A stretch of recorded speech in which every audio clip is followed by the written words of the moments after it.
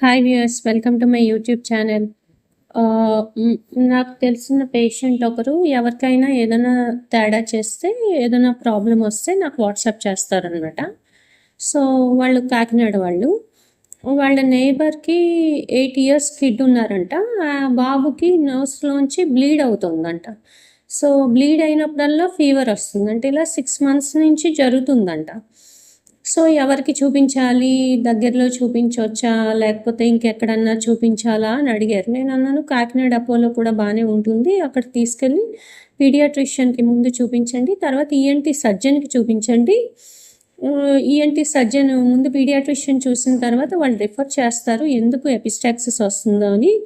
అంటే ఏమన్నా ముందు టెస్టులు చేయించుకోవాలా మేడం అని అడిగారు. సీబీపీ ఒక్కటి చేయించండి. హిమోగ్లోబిన్ టోటల్ కౌంట్ ఎలా ఉందో తెలుస్తుంది. ఈఎన్టీ సర్జన్ అయితే నాసల్ ఎండోస్కోపీ చేస్తారు.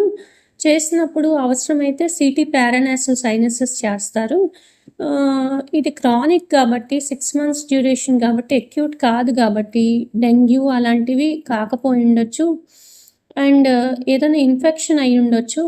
లేదు ఒక్కోసారి సివియర్ సెప్సిస్‌లో కూడా పేషెంట్ ఉండొచ్చు. సో, తీసుకువెళ్ళండి. కానీ సివియర్ సెప్సిస్ అయితే హైపోటెన్షన్ అది బీపీ డ్రాప్ అవ్వడం ఈ వాటికే సిక్ అయిపోను.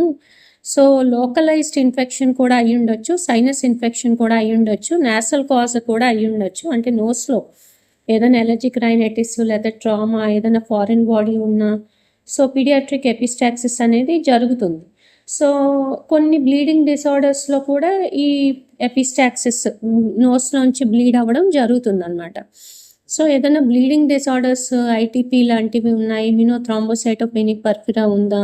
లేకపోతే ఏదన్నా చైల్డ్‌హుడ్ చిన్న పిల్లల్లో లుకీమియాస్ కూడా కామన్ అవుతున్నాయి ఇప్పుడు. సో, అలాంటి కండిషన్స్ ఏమైనా ఉన్నాయా రూల్ ఔట్ చేసుకోవడానికి పీడియాట్రిషియన్ దగ్గరికి తీసుకెళ్ళమన్నాను. ఈఎన్టీ సర్జన్‌కి ఎందుకు చెప్పానంటే నాసల్ ఎండోస్కోపీ చేసి అవసరమైతే సీటీ పారానాసల్ సైనసెస్ చేస్తారు. ఒకవేళ సీటీ కొంచెం రేడియేషను చిన్న పిల్లల్లో అనుకుంటే గనుక ఎంఆర్ఐ పారానాసల్ సైనసెస్ కూడా చేసుకోవచ్చు. సో, నా సబ్జెక్ట్ కానిది ఏది కూడా నేను హోమ్ బేస్డ్ ట్రీట్మెంట్స్ చేయననమాట యూజువల్‌గా.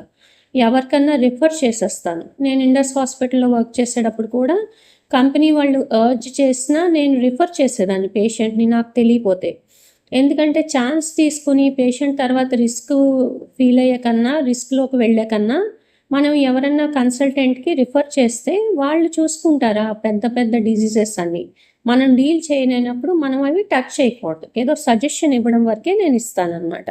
Thank you. Please subscribe.